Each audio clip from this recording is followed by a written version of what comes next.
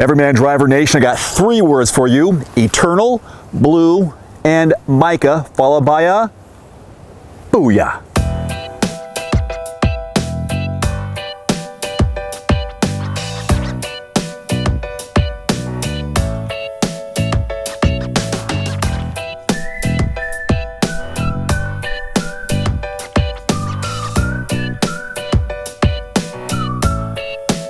Everyman Driver Nation, what's going on? Dave Erickson here, walking on ice, walking on thin ice, black ice. And this week I have with me a brand new 2017 Mazda 3 4-door. We have the Grand Touring trim level. That's the highest trim level. And there are a number of items that are new for 2017. I'm gonna put those toward the end of the video, so if you want to, fast forward so you can see them. Otherwise, I'm gonna go through my regular review starting right now.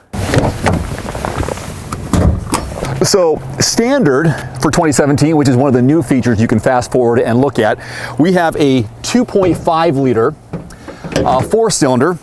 This is mated to a 6-speed sport mode automatic transmission. Now I say standard, it's on standard on the Grand Touring 4-door like we have here.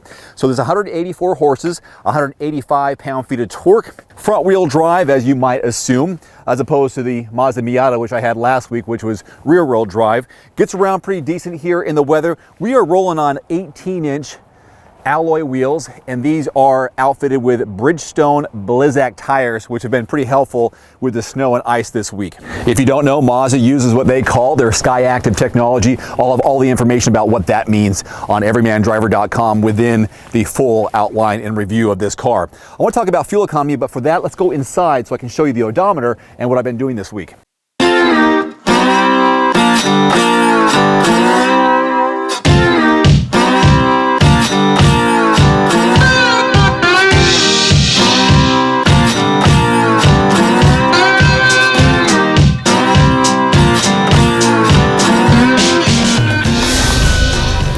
Once you start the car, you'll notice a heads-up display right here. Kind of nice because you can see the speed you're driving, also the speed limit sign of the zone you're in. So that's kind of helpful. I like that for those highway driving and when you enter new neighborhoods. So this week I've driven, looks like 217 miles so far, and only the last 140, 150 miles have been strictly highway. But with this weather, look at this craziness.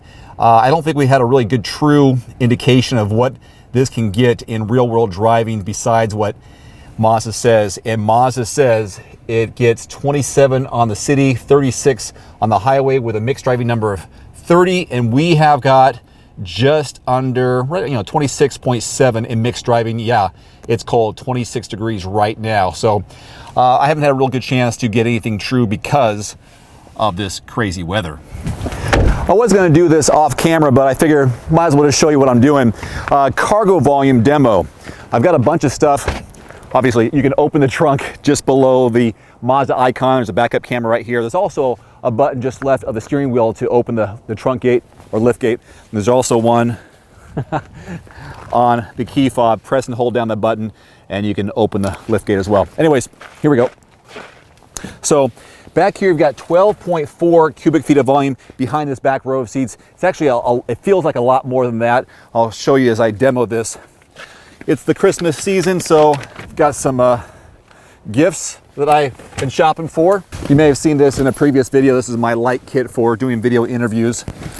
Pretty big. It fits in there in the long way. Another box, clothes and such. Another box, some shoes. Christmas gifts.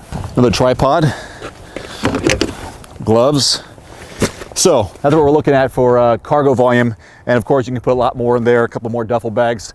So pretty decent. And it's got a 60-40 split that you pull down these levers right here to release the back seats, and you can fold them down. I was actually able to put a 55-inch 4K HD television back in here flat and had plenty of room. It was a giveaway. It wasn't something for me or anybody else, just so you know. Now that the back seat is empty, I can go and show you some real world back seat legroom and headroom. I am 5'11", and here's my headroom. You can see with this vehicle, there is a bit of an indent in the roof line, so allows me plenty of room for my head. Now, back seat, a little bit tighter, surprisingly, maybe I have this back more than usual because this feels kind of tight.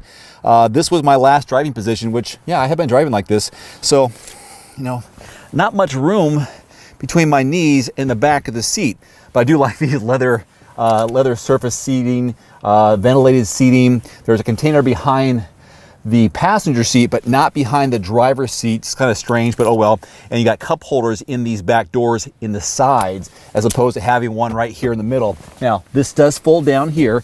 You have cup holders here in the armrest, and this is that 60-40 split, which folded down, and there's the 40. I'm sitting on the 60, so actually you can see one of the packages back there.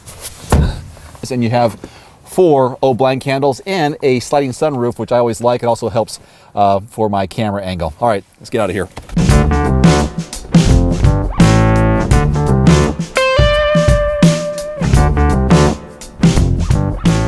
Here's kind of a look at what it looks like here in the cabin. Something I usually show you in my Just Arrive videos, but I did not do a Just Arrive this week, strictly a review video. So here we have a 7-inch multi-informational touchscreen, which is touchscreen when you're stopped or in park. You can't do it once you get driving. All the information and navigation is here by this dial down below. And I got my phone hooked up because I'm taking advantage of the Bluetooth technology, which if you have a phone call, you can answer it right here and hang it up right there, which I actually did earlier today. Speaking of the steering wheel mounted controls, you've got a kind of an adaptive cruise control option right here. Cruise control. Left-hand side, you've got a lane departure warning, of course, your traction control on or off. Here, your instrument cluster, which we saw during my miles per gallon overview. That one main dial in the center, which is pretty straightforward with your, you know, distance over here, odometer, fuel economy, and all that good stuff. Pretty straightforward, right? Back to the center stack, and just below the navigation screen, you've got heated seats for driver and for the passenger, heated steering wheel, which I really like. The Grand Touring, we've got the leather wrap steering wheel, leather shift knob here, climate controls obviously, and this is where we can shift into sport mode and take it out of sport mode. So that's part of that 6-speed sport mode automatic transmission. You can also pop it into manual right there. I'll put it in reverse here so you can see what the backup camera looks like. And the lane lines do not switch over when you turn the steering wheel. I do like that feature in some cars, unfortunately not on this one. Put it back into drive. Otherwise, you know, audio controls, you can shift up there. So I was listening to the Dan Patrick Show through my phone. Let's go back to the home. So different options with settings, navigation. I'll press the button there. What I did was I turned it and then I pressed in to get to navigation, or you can just press navigation right here and it brings you up to where you want to be. So I can spin the dial to zoom in or to pull out. Back to home button. Shift over to entertainment if I want.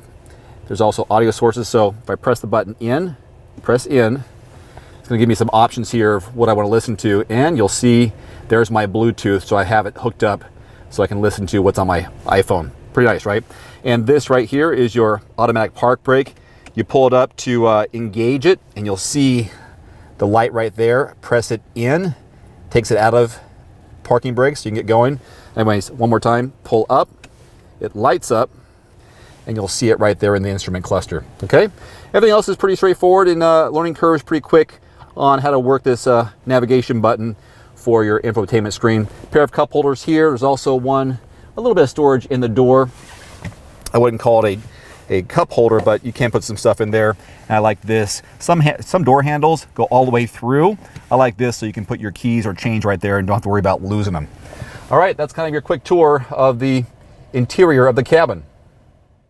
So the MSRP range on a 2017 Mazda 3 is between $18,000 and $24,000. We have that Grand Touring, so we're the top trim level. Plus we have a premium package on this. There's some navigation and safety stuff added to it. Ours right here, just over $27,000.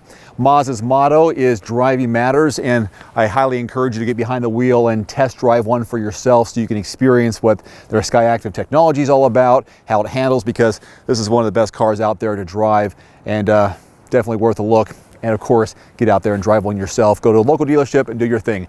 Until next time, I'm Dave Erickson. Thanks so much for watching. Now, here's a list of all that's new on this 2017 Mazda 3. Adios. Damn.